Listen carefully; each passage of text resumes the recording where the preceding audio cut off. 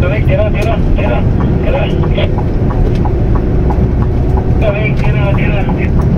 Sa kaliwa. Kaliwa.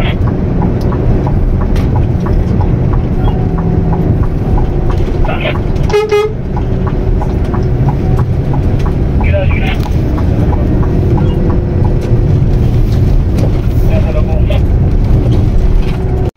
Kumusta mga kaibigan? Magandang araw po. Bali, andito tayo ngayon mga lods sa Cagsawa Bus Terminal. Dito po yan sa Rodriguez, Quezon City. Bali, ito po yung sasakyan po natin. Pauwi po ng Albay. Ito po yung Cagsawa na bagong model po nila, yung Scania bus na talaga naman napakalupit. Subukan po natin kasi ito po yung bagong unit po nila. Ito po talaga ng Cagsawa. The best talaga ito mga lods. Isa ito mga lods mga kaibigan sa tinagurian na pinaka-safest and cleanest bus sa buong Bicol region, baka pati na rin po sa Pilipinas kasi talaga naman malupit po ang kanilang serbisyo at napakagaganda po ng kanilang mga bus.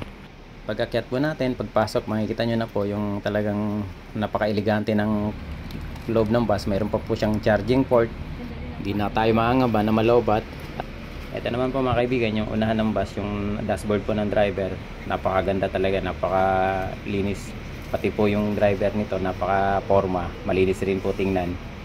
Ito po yung upuan, recline po yan, halos pwede nyo na siyang ihiga, napakalambot at maluwag po ang kanang legroom.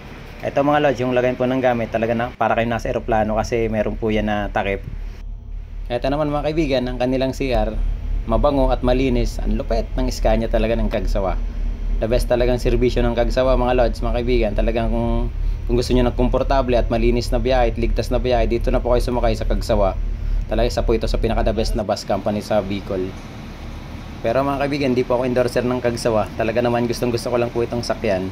Pero lahat naman gusto kong sakyan kasi gusto ko silang masubukan. Halos lahat naman ng bus company nasubukan ko na noon pa ako bumabiyahe mga lods. Pero sa akin talaga ito yung pinaka the best.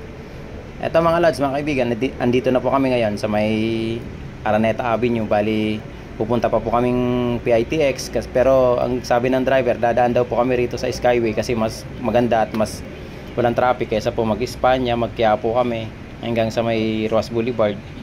Lahat naman po ng bus nila ay meron na pong RFID kaya wala pong pangaba sa mga toll gate. Ito mga lods, yung pangalawang driver, bali kababayan ko siya, taga Pulangi Albay din po siya dati, taga na po daw po siya, barangay na po. Ako kasi taga barangay Balinad ako mga lods sa Pulangi sa Albay. Kaya nagkakausap kami noon, naghalos parehas ang salita namin sa Bicol.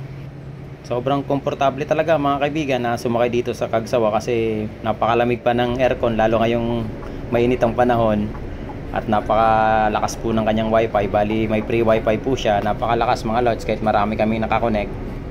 Bali nasubukan ko na talaga mga kaibigan na bumiyahe ng ordinary noon nung panahon na medyo talagang sobrang gipit.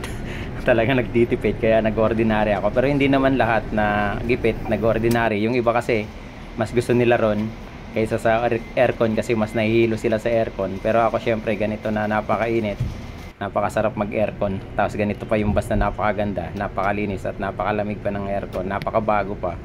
Eto mga kaibigan mga lods, andito na tayo sa may Skyway. Bali alas 7 na po ng gabi kami nakaalis sa PITX. Eto mga kaibigan, yung unang stopover, yung unang kainan dito po yan sa may Candelaria Bypass Road, Diversion Road. Ito po yung Koi Restaurant.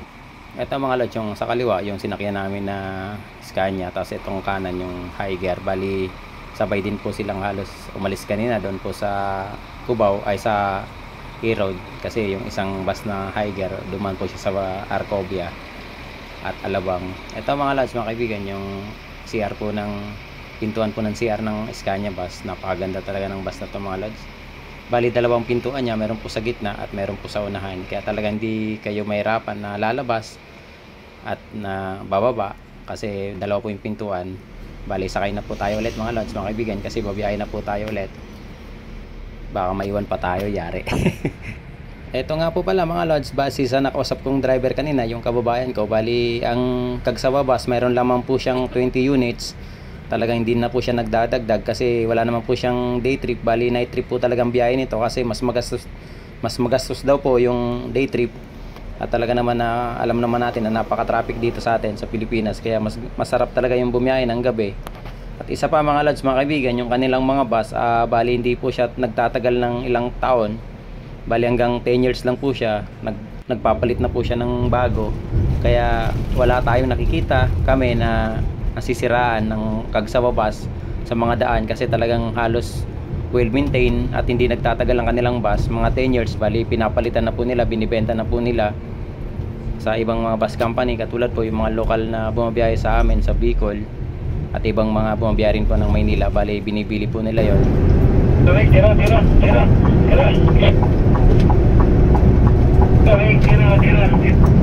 Sa kaliwa. Kaliwa.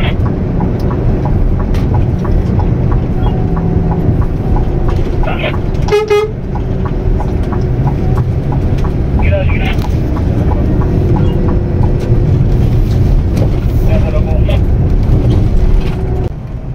Yan po mga kaibigan, kung narinig ko ninyo, bali may radyo po yung driver namin sa naunang bus kanina, yung Higer. Bali nauna po kasi siyang umalis sa Koi Restaurant, tapos sumunod na po kami at magkasunod lang kami sa kalsada, sa daan, at may two-way radio sila. Kaya kung nakakasakay po kayo rito sa Kagsawa, talagang halos kahit kurbada o kaya overtake sila dire-diretso, kasi mayroon po silang radyo na nagra-radyo po yung nasa unahan nila. Kaya talagang kung nakasakay na po kayo rito, masusubukan nyo po yan. Talagang overtake din sila minsan sa mga kurbada, tapos sa maraming mga sasakyan, kasi na-advisean po sila na tatawagan po sila nung nasa unahan nilang bus.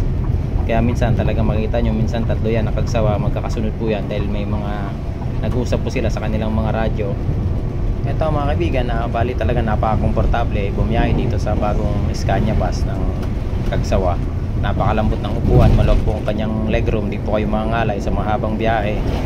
At isa pa mga kaibigan, mga lods, bali sabi rin po kanina ng driver na nakausap ko bago kami malis ng terminal ng Rodriguez, bali may parating daw po silang mga units na bagong Higer daw po. Bali yun po yung bagong unit pa lang ng Higer. Bali sila po ata ang magkakaroon muna noon dito sa atin sa Pilipinas kung sakali, di ko po sigurado, pero yun po ang sabi niya.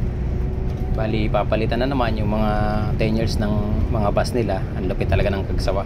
Hindi sila mga lods mga kaibigan nagre-recondition na katulad ng ibang bus company na kahit na talagang pinipinturahan na lang para magmukhang bago, pero yung makina luma.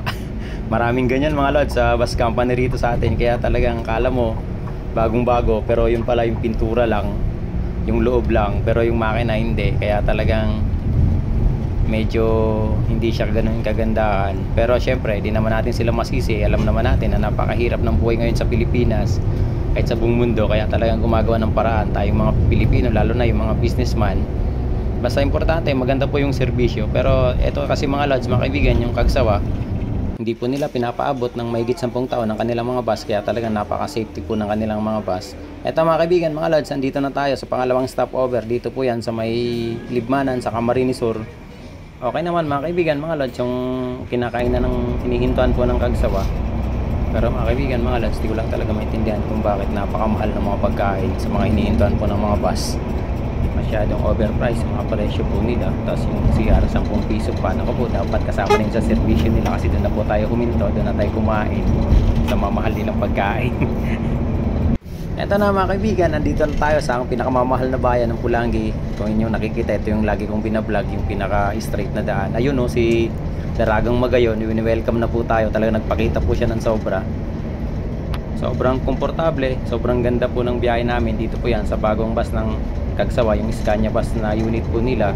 Tapos mabait po talaga yung mga driver nila. Talaga naman gagaling din po nila na magmaneho. Kaya talagang sobrang sulit mga lods. Yung 1,300 na pamasahe, dito po yan sa Scania unit ng Kagsawa. The best po talaga ang bus company na ito mga lods mga kaibigan. Inuulit ko po, hindi po ako dito endorser. Talagang gusto ko lang po ito sakyan.